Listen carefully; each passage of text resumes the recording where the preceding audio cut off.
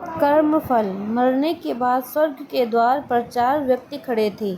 इन 4 व्यक्तियों में पहला राजा था, दूसरा एक बिजनेसमैन था, तीसरा पंडित था और चौथा एक आम आदमी मजदूर था। किसी को भी यह पता नहीं था कि कौन स्वर्ग के अंदर प्रवेश कर पाएगा और कौन वहीं से वापस लौटा दिया जाएगा। सब स्वर्ग का दरवाज़ा खुलने की राह देख रहे थे और आपस में बातें कर रहे थे। जैसे कि राजा को मरने से पहले ही आदत थी, उसने अपनी बात सबसे पहले बताई। राजा ने कहा, मैं बहुत प्रख्यात राजा हूँ। मैंने धरती पर अपना बहुत नाम कमाया है, इसीलिए पूरी संभावना है कि मैं ही स्वर्ग में जाऊँगा।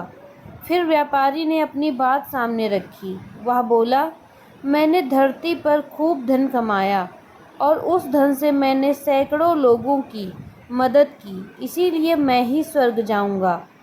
अब बारी थी पंडित की, तो पंडित ने मुंह खोला और सबको यह कहा, चाहे तुम जो सोच लो, लेकिन यह बात तो तय है कि स्वर्ग के दरवाजे खुलेंगे तो मेरे लिए ही। सब जानते हैं कि पंडित दिन रात भगवान को याद करते हैं, इसीलिए स्वाभाविक है कि स्वर्ग में पंडित का स्वागत किया जाए। जब सब ने अपना अपना पक्ष रख दिया, तब सबकी नज़र उस मजदूर पर थी जो चुपचाप अपनी नज़रें नीचे झुकाए बिना कुछ बोले वहीं पर खड़ा रहा।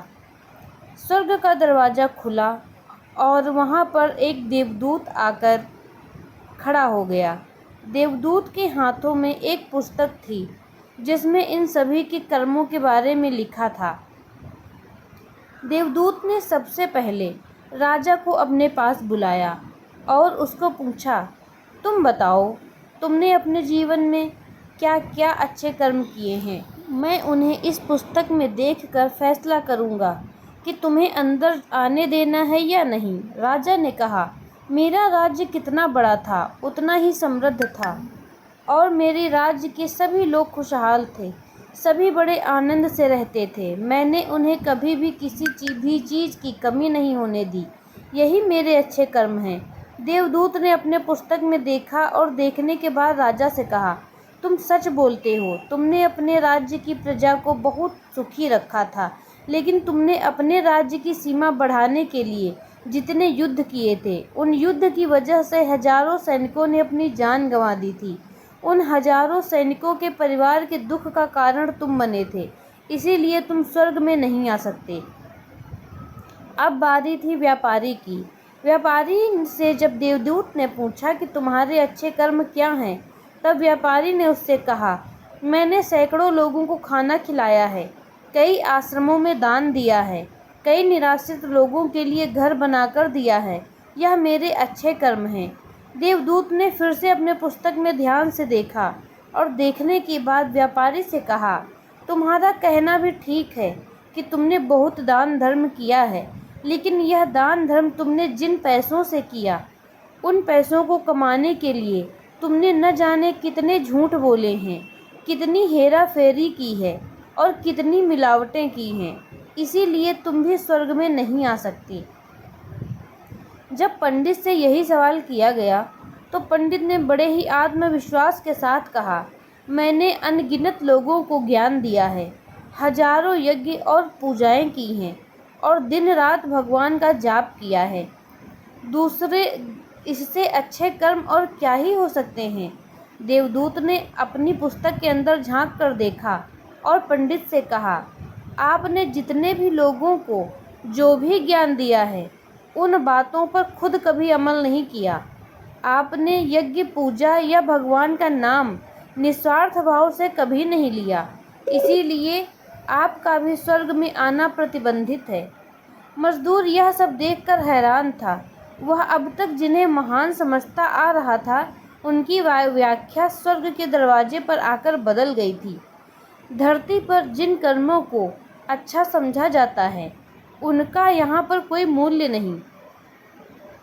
यमदूत ने जब इस मजदूर को अपने पास बुलाया और इससे पहले ही कि वह उससे उसके अच्छे कर्मों के बारे में पूछता, मजदूर बोल पड़ा, प्रभु, मैं जानता हूँ कि मैं स्वर्ग में आने के लायक नहीं हूँ, लेकिन मैं फिर भी एक बार बाहर से ही स्वर्ग को झांक कर देखना चाहता हूँ।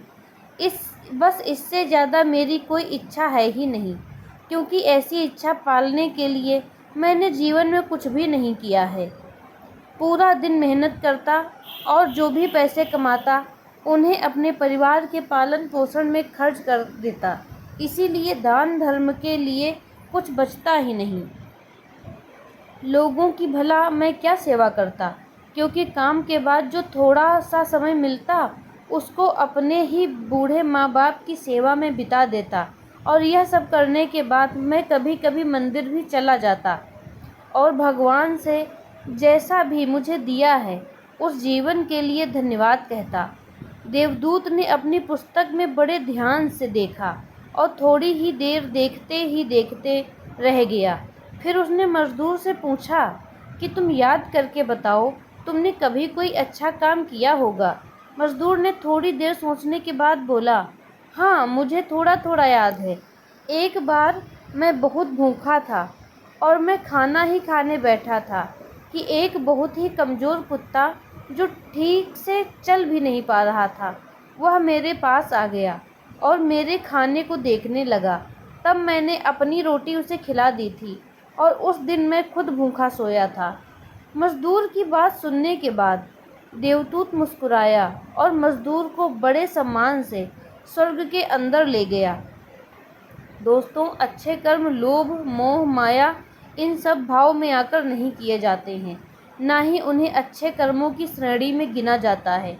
निस्वार्थ भाव से किया गया एक ही अच्छा कर्म भी आपके जीवन के सारे पाप धोने की शक्ति रखता है। इसीलिए जब भी मौका मिले निस्वार्थ भाव से और अच्छे मन से अच्छे कर्म किया करें। धन्यवाद। आपको यह कहानी कैसी लगी हमें कमेंट करके ज़रूर बताएं। मिलते हैं अपनी अगली